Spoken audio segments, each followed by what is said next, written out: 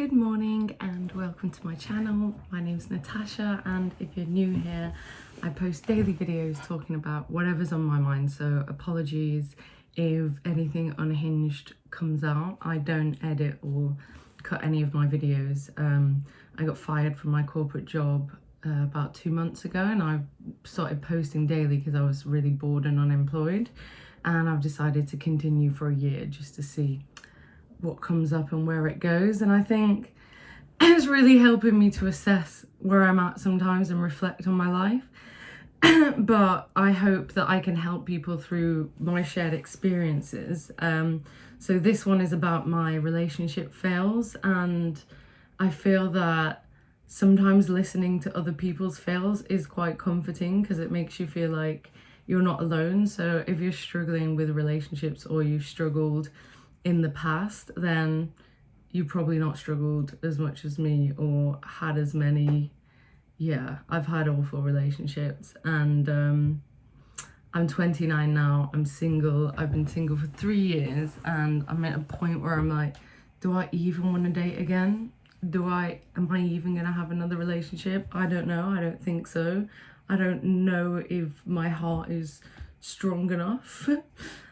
So I'm going to talk you through my dating fails, which started when I was 4 years old. I would say I fell in love when I was 4.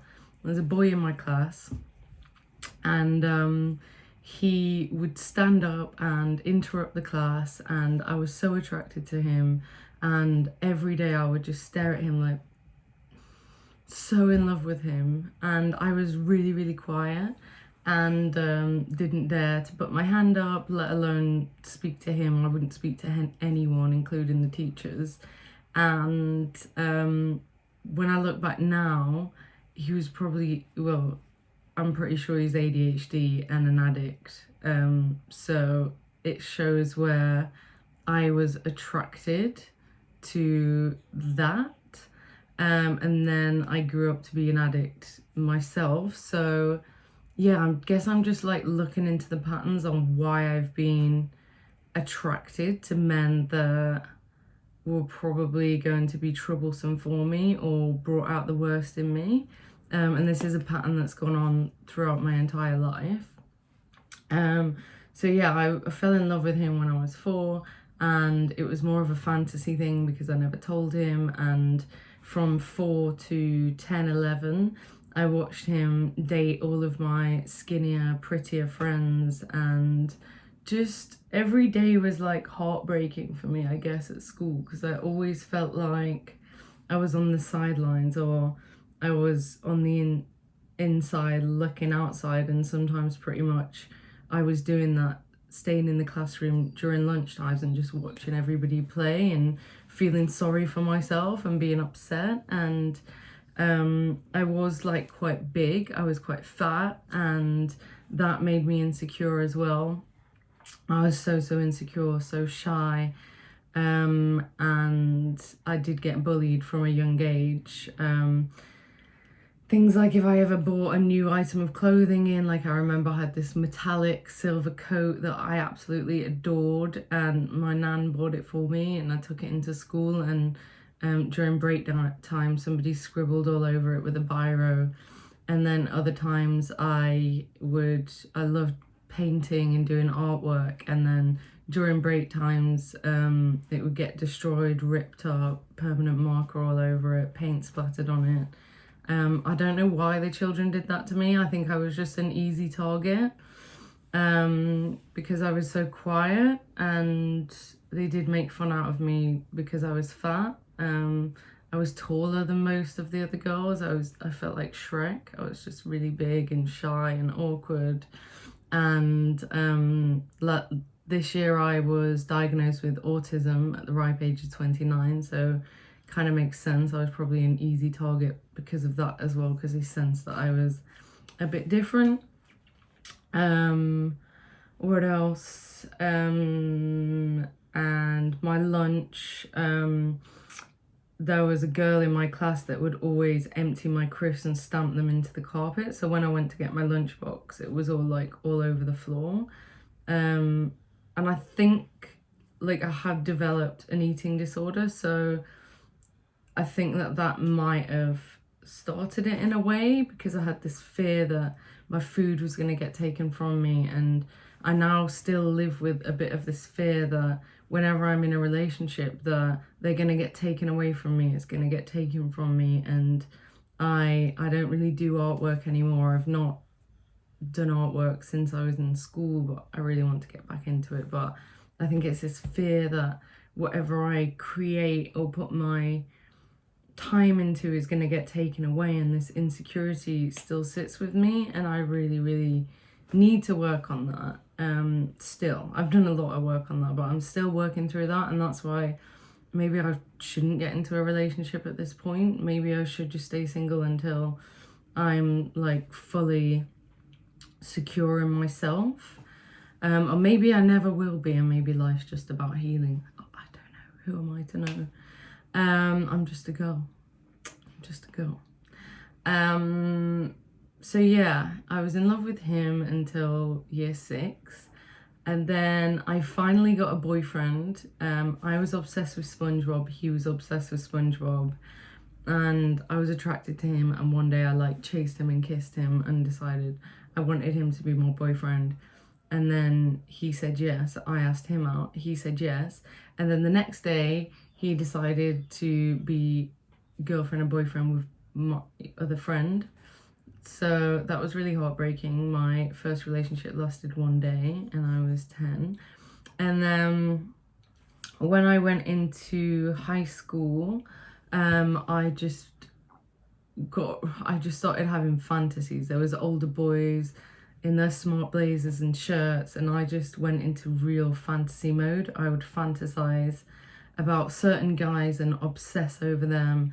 And I always had these dreams that they were going to come and knock on my classroom with a bunch of flowers and be like, I'm in love with you, Natasha. I was so delusional, but I never dared to have anything in real life until I discovered alcohol. So once I started drinking alcohol, I then started to open up, throw myself on men, doing sexual things. I started using drugs at 13. My best friend lost her virginity at 13, so I was like, I need to. And you can guess what happened next. Lost my virginity to someone who had no intention of seeing me again, heartbroken again. 14 years old, I got my first boyfriend that then I was with for a year. He was 5 years older. Very much based around drinking on the weekends and just not the nicest. I mean, they were nice people, but they were older than me and they were involved in drugs and alcohol, and I started to do cocaine and I was only 14. And he was definitely cheating on me for sure. He wasn't so nice to me, and he did beat me a few times. And then the last time we met, we broke up because it was like, I knew it was wrong, but I was so excited to finally have a boyfriend. And yeah, I guess it was really hard for me to break away from that, because I did feel like it was true love. And then when we finally broke it off, I went to meet him down the canal to get some of my things back from him, and he beat me really, really bad on the floor, and I had to go back to my mum, and I had blood and bruises, and my mum called the police, and I didn't want her to. I was crying and begging her not to, but she did.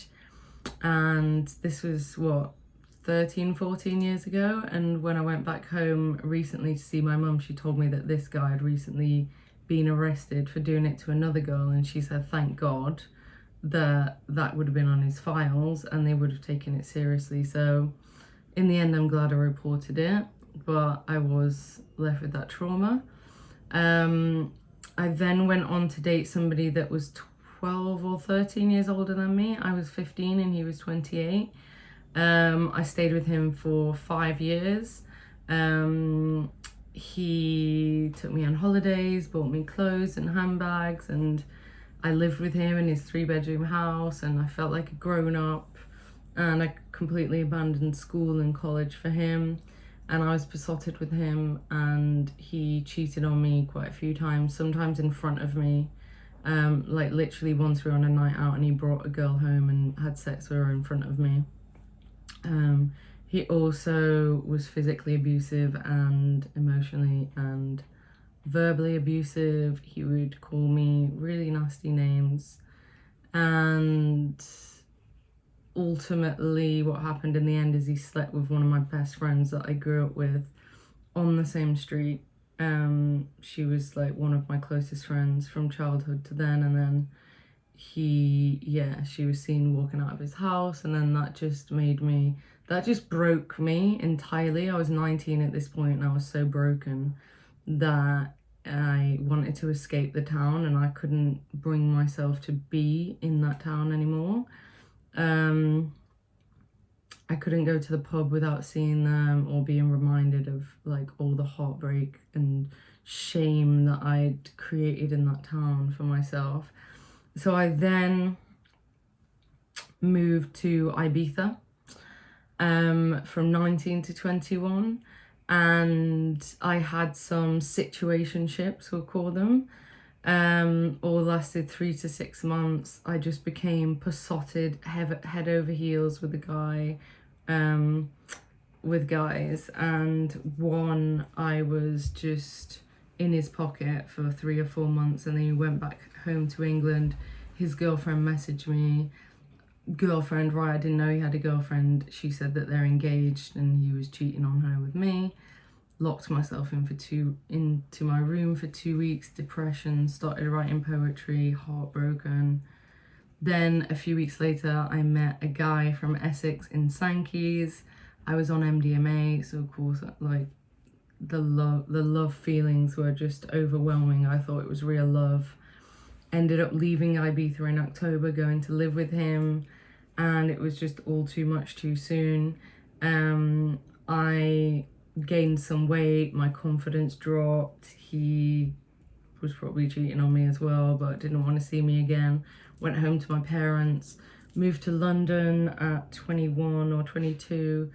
Then I met a guy who was my boss, like the owner of the restaurant I was working at in Mayfair, and we got into a relationship. He was 20 years older than me. He was multi-millionaire, lived in Mayfair for 2 years, lived a really high life, got to go to all the private members clubs, meet lots of celebrities, have anything I wanted, had a driver. Incredible, but again, not physically abusive this time, but definitely he tried to control me and he was verbally abusive. And I say he wasn't physically abusive, but if I didn't do things the way he wanted, he would throw me out of the house with my suitcases and I'd have to find somewhere to stay for the night. So that was a really rocky relationship, and I was in love with him. I really was, and probably to this day still have like some love towards him because he taught me a lot and genuinely like had so much respect for him and loved being with him. And I kind of wish that it had worked out because we did have a lot of fun together, and he actually reached out to me last Christmas and asked to meet up, but I could tell that he hadn't changed. He had a drink problem, and I think he still does. And he didn't ask me how I was, or, you know, it's been 5 years and all he showed me was, oh, this is the yacht I bought, what do you think? And I just thought, okay, a yacht's amazing and it's in Miami, but I'm not attracted to the yacht. I want you to be interested in me and it to be about us, not anything material or transactional. So that broke my heart, I guess. And then, yeah, when lockdown happened, that's when I had to break it off with him because I couldn't physically be stuck in a flat with him. I moved in with my friends. And then I met my probably sweetheart boyfriend that was the same age. We met through mutual friends. I was just like, he was just so perfect, and I felt like we were like the dream couple in my head, and we really supported each other and we were good for each other, but we both had a lot of anxiety and we both struggled to express our emotions. So there was yeah, a bit of, it was very intense, and it was lockdown, and I ended up getting pregnant, and yeah, just not to go into that, but we didn't keep the baby, and I then found out, well, a few months later we were at a party, and I instigated this, so I kind of take responsibility, but I also don't. We were at a house party, and it was it was like a Hollywood Hills vibe. My friend has this place in Wimbledon that has a spa and a cinema room and everything. And we were all in the hot tub, and we were all taking some drugs and alcohol. And I said to my friend, who was a drag queen and is gay, and my boyfriend, I said, let's go and have a threesome in the cinema. I was just being wild. I didn't think they'd actually do it. So we go into the cinema, and my gay friend starts to have oral with my boyfriend in front of me, and they're just doing it in front of me, and my boyfriend at the time was really, really enjoying it, and it made my stomach turn, and I just realised that I think he was gay, and he never told me. And after that, we never spoke about it, because I just couldn't bring myself to, I didn't want him to tell me he was gay. I didn't have the courage or the capacity, I guess, to talk about it. So I literally just ended that relationship, blocked him. We were living together. I moved out and moved in with a friend. And since then I've been single, and I've had some really awful dates. I had a situationship where this guy was 6'4", gorgeous, lived around the corner from me. I just loved everything about him, and the sex was incredible. And he said to me, I don't want anything serious, and I didn't listen to that, and I kept seeing him because I was just hoping that maybe he'll, maybe if we spend more time together, he'll like me, or he'll want to have a relationship. But eventually I had to break it off because it was breaking my heart. So there's my dating and relationship fails. I don't know if I'll date again.